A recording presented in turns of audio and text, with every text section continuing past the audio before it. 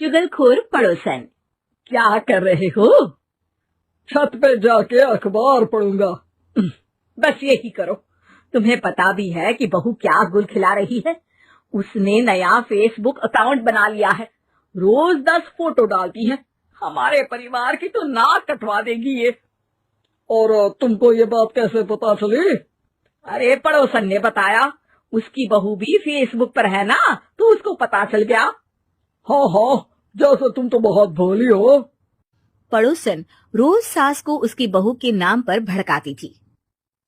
आज तो आपकी बहू कह रही थी मुझसे आके कि आप दिन भर खाती रहती है, खा खा के घटोत्कच हो गई है। क्या? उसने मुझे घटोत्कच बोला? अरे वो खुद ना कभी सुपर रखा है। आप कह रही हो तो सही होगा, लेकिन आप उसको बताना मत कि मैं ये सारी खबरें आपको दी थी। शाम को जब बहू पड़ोसन के पास जाती है, आज तो तेरी सास तुझे सुपर न खा कह रही थी, कल ताड़का भी कह देगी। पता नहीं इतनी अच्छी बहू मिली है, फिर भी वो तुझे राक्षसनी क्यों समझती है? आप कितनी अच्छी हैं। आप मेरी सास की हर बात मुझे बता देती हो, वरना मुझे पता ही नहीं चलता कि वो मेरी पीठ के पीछे इतनी बुरी बात करती है। चालाक पड़ोसन रोज ही दोनों सास बहू के सामने उन दोनों की ही बुराई करती और चुगली करके बातें बता देती, ताकि दोनों में हमेशा लड़ाई होती रहे। आपने तो बस छत पे बैठ के अखबार पढ़ना है और चाय के घूंट पीना है। बहू की वजह से मुझे तो जहर के घूंट पीने पड़ रहे हैं। कल वो मुझे मोटी घटोत्कच बोल रही थी। तो तुम भी तो उसको नाक कटी सुपर्णखा बोल देती ना। हाँ हाँ, वही बोल दिया मैंने उसे। आप मुझे कितना समझते हो?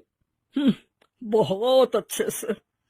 अब मुझे वो ये बात पड़ोसन ने बताई ना, वही तो है आपकी शुभ चिंतक।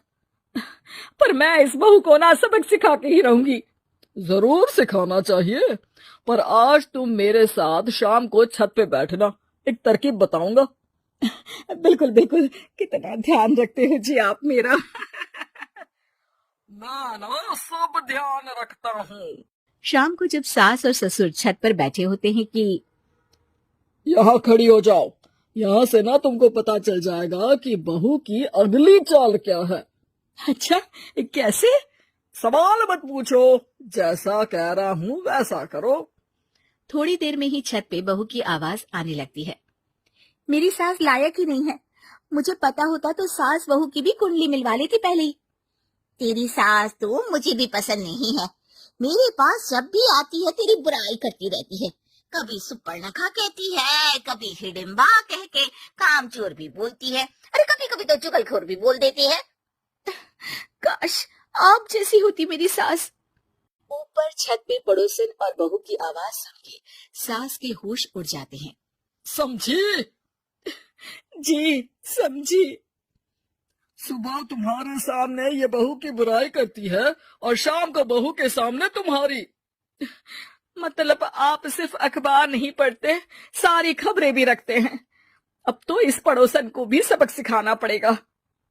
शाम को सास बहू को जाके पड़ोसन की साजिश के बारे में बता देती है। हाँ, मुझे माफ कर दो माँ जी।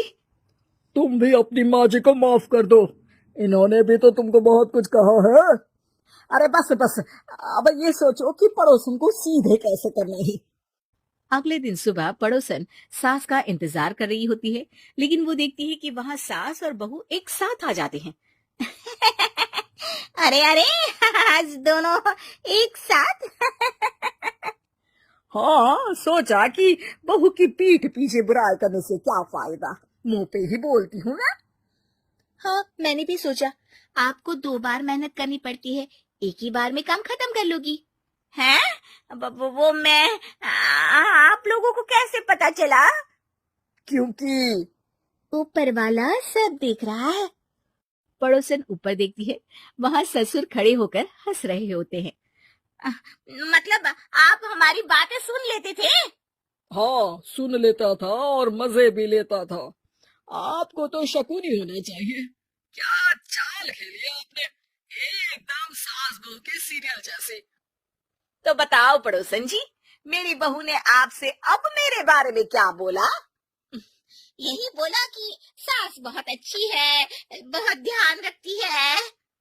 अच्छा, और सास ने मेरी क्या बुराई की? नहीं ना की बुराई, हमेशा तारीफ करती है।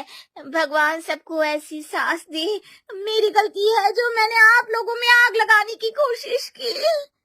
पर छत पे लगा हुआ सीसीटीवी यानी कि शर्मा जी सब देख रहे थे। हाँ जी, मुझे माफ कर दीजिए।